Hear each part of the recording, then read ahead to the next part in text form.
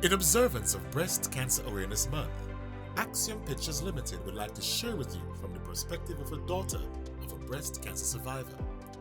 Stay tuned as Ms. Georgianne Mullins talks with Ms. Cheyenne Curry Gale as she gives us insight into more than 30 years journey with her mom and her diagnosis. This is the second in our series in observance of Breast Cancer Awareness Month. All right, so we continue the story with Cheyenne Curry as she tells us about her journey that she had to go on with her mother having breast cancer. So the second time your mom was diagnosed with breast cancer, how old were you? I was about 18. You were 18, so you were older now, and you must have been more aware of what was happening. Absolutely. So tell us a bit about that experience. All right, yeah. So I was 18, much older this time, and I remember Daddy calling a family meeting, and we never ever have family meetings. So that kind of, perked my interest. I'm like, what's going on here? And I remember sitting all around the dining table, and Mommy being silent. She kind of had this smug look on her face, like she's not worried or anything. But Daddy was just like, well, as you know, Mommy has been doing some tests, and it has been confirmed that she has a sarcoma. So it wasn't a breast cancer this time; it was a sarcoma.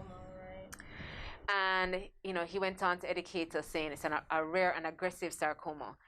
I remember, like, okay, you've given us some information. I didn't feel any flood of emotions at that point in time. I wasn't scared, I wasn't fearful, but I just remember Daddy repeating himself like 4 or 5 times, like, it's a rare and aggressive sarcoma. I think maybe because we weren't showing any emotions, that was just like, I want you to make sure you understand what's going on right here.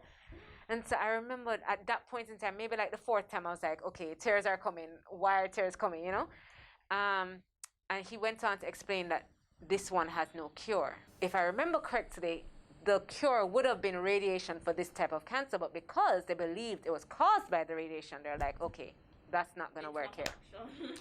I remember they decided that they're going to have a really aggressive surgery. And this surgery had never been done before as far as we knew. They were going to take off the breast, first of all, parts of 4 ribs on one side, parts of 3 ribs on one side. They're going to scoop out her chest wall and build it back with bone cement and mesh, put it back together. And I remember teasing Mommy because she's so joyful. I remember teasing her, saying that she's going to be a robot. And, we had some good laughs. And she's like, I wonder if I'm going to beep when I'm going through the airport. And, like we're talking and laughing about it. And then the time came for her to have the surgery. And I remember up until the point in time, she was like putting on her lipstick. Mommy loves her lipstick. She has to have a lipstick and earrings. And so I didn't feel any fear because of how she was handling it. She wasn't fearful and she was joyful through it all. So that really helped me to process it in a different way. I think if she was maybe more timid or, going through any pain, because she was blessed, she didn't have pain. I don't know if her pain threshold is just super high, but I would always say, you're not in any pain, Mommy? She's like, no, I feel fine. I say, you don't feel it, Mommy? No, I feel fine.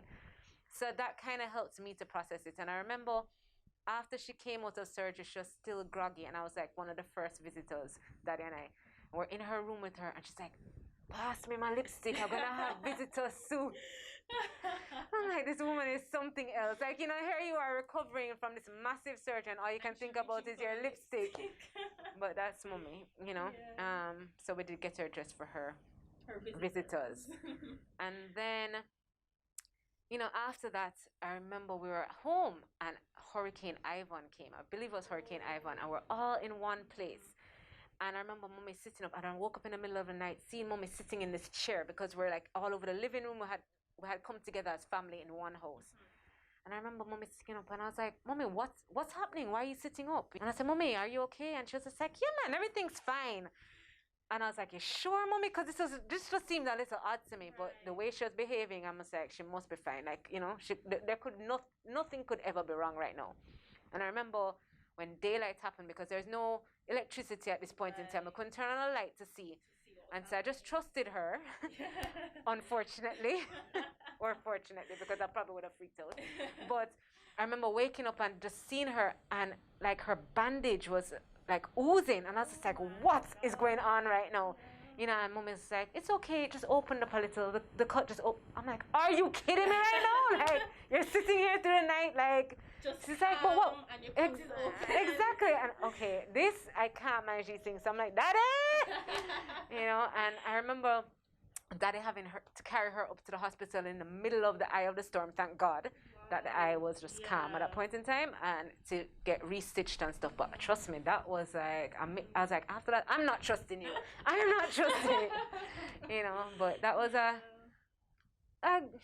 good memory. Good weird memory, because mom was just so calm. That you can look back on it and everything was Okay. Fine, exactly. Everything happened to be okay. Yes.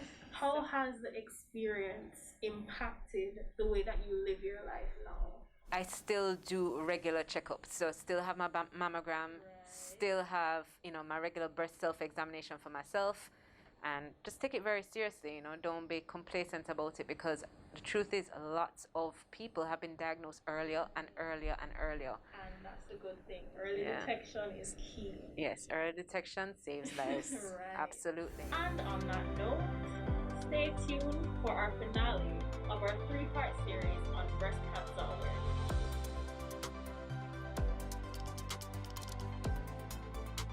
Axiom Pictures Limited, superior quality for lasting memories.